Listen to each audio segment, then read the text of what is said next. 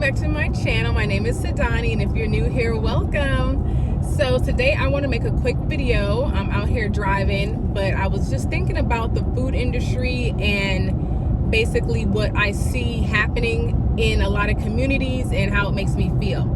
So I recently graduated with my master's in public health, so I learned a lot about different populations, communities, demographics, and different health disparities and inequalities and inequities as well.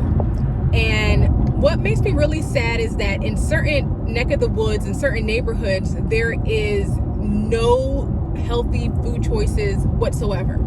Even an apple that you find at a corner store or a gas station, I don't even consider that healthy because most of the time it is full of pesticides and has, what I've heard, 17 layers of different pesticides and wax on the skin. And besides, even if someone was interested, more than likely not going to be interested in an apple, because people going to the corner store for food usually would not pick up an apple. They may pick up a bag of chips or a Slim Jim or something like that. So overall, I just feel really sad that the current state of let's say America, because I know all over there's food shortages and food issues and food insecurities, but let's just say America.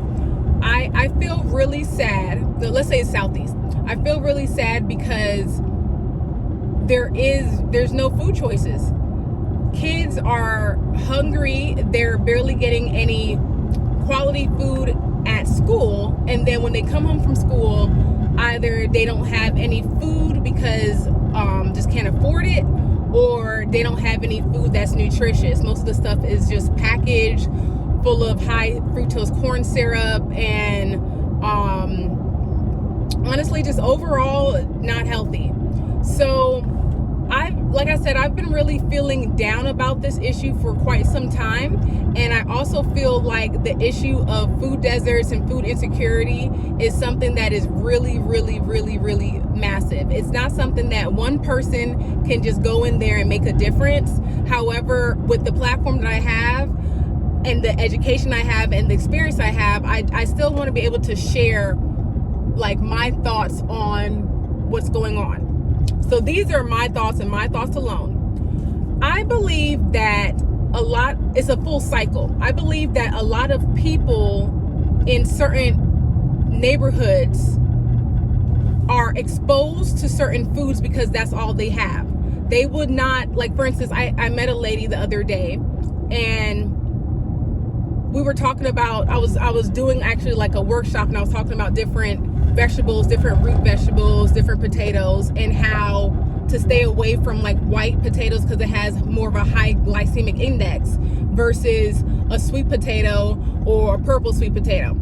And I showed the ladies like different pictures of different potatoes. One of the ladies was absolutely shocked that the potato was purple, and that there is a purple potato out there. And I grew up seeing this potato a lot because I didn't really grow up in a food desert per se. So I was shocked that she was shocked. And that's when I started to really realize, like, wow, like what else is out there that people have not been exposed to? If someone's only exposed to potatoes in the form of French fries, and those potatoes are always white, russet potatoes, or as my family call them, Irish potatoes, then they would not know about the lower glycemic index potatoes that are more nutritious, have more beta carotene, different, especially the purple ones have different antioxidants. They would not know anything about this because they're not exposed to it. So exposure is a big deal when it comes to helping communities eat better. Another big deal is teaching people how to enjoy food without so much salt or so much additives to it. If I have a salad, I honestly can get away with eating a salad with just a light vinaigrette, let's say just some olive oil mixed up with a little bit of something else, and I feel sufficed. I feel like that's good enough for me.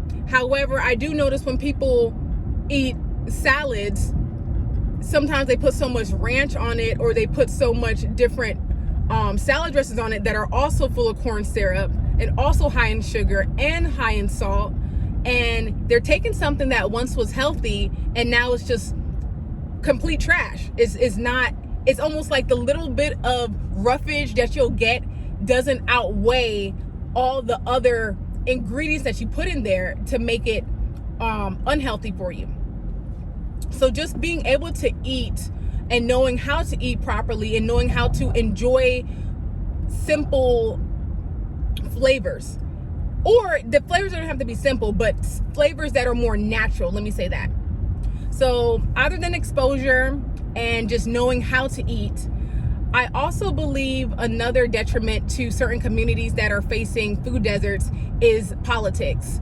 And this is a whole nother video, but shortly, just knowing that if you go to certain neighborhoods, you see the beauty supply store, you see a liquor store, you see maybe a rundown daycare center, a church, a few churches, and Church's Chicken, and Dollar General, and gas station. So pretty much this is what people see. If they're constantly putting these type of restaurants, fast food chains, if they're putting these type of infrastructures and buildings, and this is what they see in terms of a grocery store, this is what they see in terms of a place for food, then where else are they going to go? They're not going to drive 20 minutes across town, 30 minutes across town, or hop on a bus or hop on a train to get better quality food.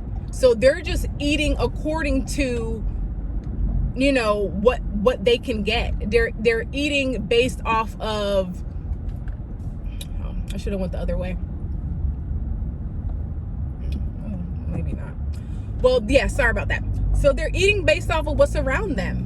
And they really don't choose what's around them. There's a different powers that be that choose it for them. However, they still have the choice. The people that live in these food deserts still have somewhat of a choice to use the money that they do have to figure out where there are farmers markets that can deliver to them, or have co-ops for that even accept EBT or accept some type of bartering as well. And these are different resources that I desire to place in these communities, so they know that they can use the power in their dollar to say, no, I don't want to eat at this restaurant. I don't want to have to buy my groceries from Dollar General or places that only have foods that are full of, once again, sodium, high fructose corn syrup. When you look at the back of the nutrition label, it's just full of poisons and chemicals. Most of this food is what is on the shelves in these neighborhoods. So all in all, like I said, this is a really big topic, but it's just been on my heart. And it really makes me sad that they say, you know, my people perish because of a lack of knowledge. But sometimes I feel like, is it a lack of knowledge, or is it the knowledge is pretty much being deprived? Like it's literally forcefully being hidden, so people don't really even understand that it's even a possibility. And that's my desire, is just to spread more awareness that, hey, there is knowledge out there, and once you get that knowledge, taking the proper action to now make it wisdom. So that's how I feel about food deserts.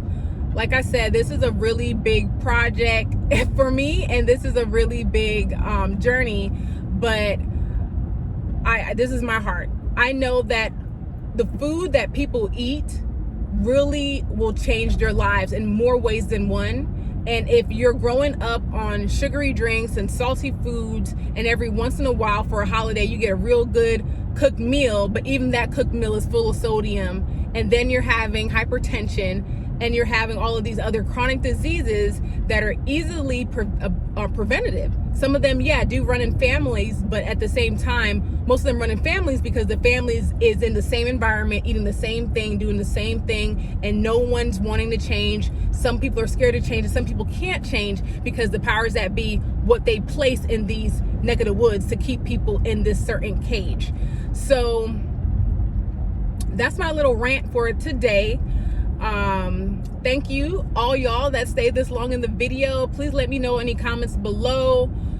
And if you live in a food desert, what do you do about it? Give me any suggestions. I really am open-minded and willing to hear what people have to say about the food industry.